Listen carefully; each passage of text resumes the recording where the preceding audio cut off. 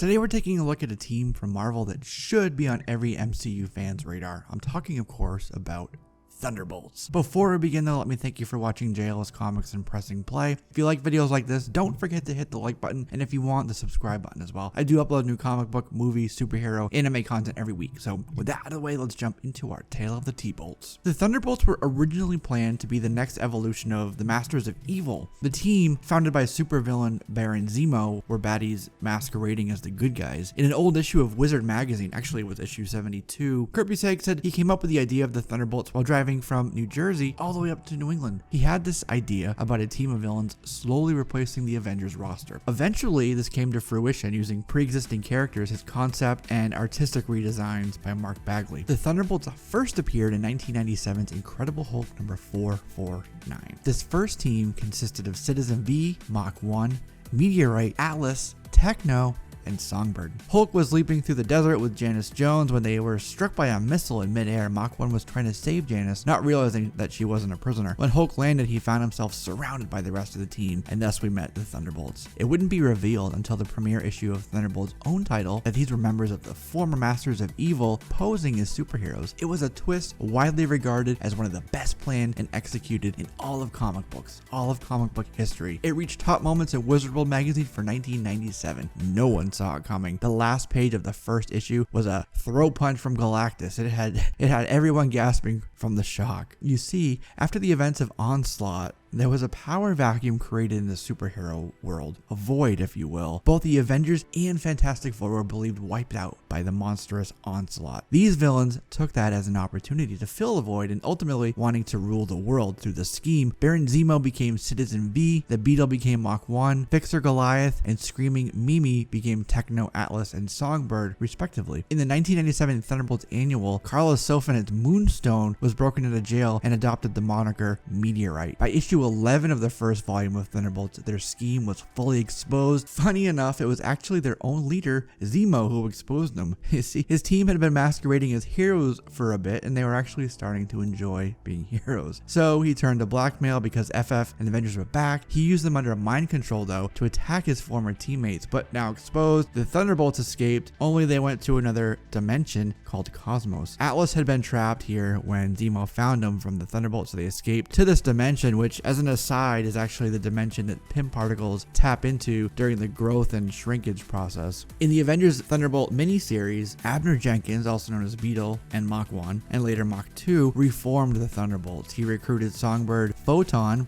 Captain Marvel, but she went by Photon for a while, Speed Demon, Blizzard, and Joystick. This new team battled a team of Atlantean villains calling themselves the Fathom Five. During Civil War, the Thunderbolts took the side of pro-registration. This is when Zemo and Songbird were able to recruit Jack-O-Lantern, the Matt Gargan version of Venom, Taskmaster, Lady Deathstrike, and Bullseye. This team went right after the Secret Avengers, a team that was decidedly anti-registration. Warren Ellis' book had the Thunderbolts go after many unregistered superheroes. For Marvel's press release on Ellis' takeover, it said, Venom, Lethal Protector, the enigmatic Moonstone, Bullseye, the man who never misses, Songbird, Mistress of Sound, Ched Lu, the radioactive man, Swordsman, Master of the Blade, the mystery man called Penance, and Norman Osborn, the Green Goblin. After Civil War, Norman Osborn was installed as the director of Thunderbolts. During Secret Invasion, as a Skrull posing as Captain Marvel attacked Thunderbolt Mountain, their headquarters, and Osborn led them into a full-out attack on the Skrull invasion, ultimately defeating the invaders. And this is what Osborn uses publicity for the team, spinning events to make the Thunderbolts out to be the heroes of Secret Invasion,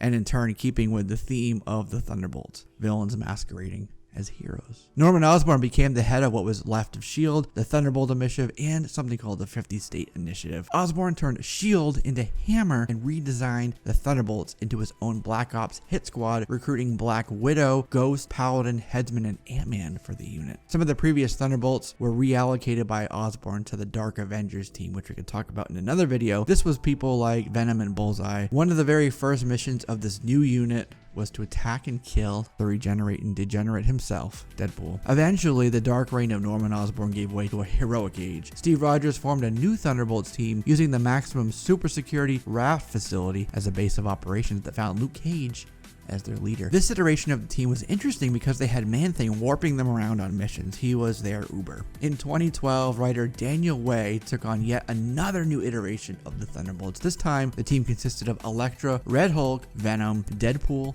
and Punisher. In an interview, Way commented on his version of the team, and he said, "This is not another X-Force.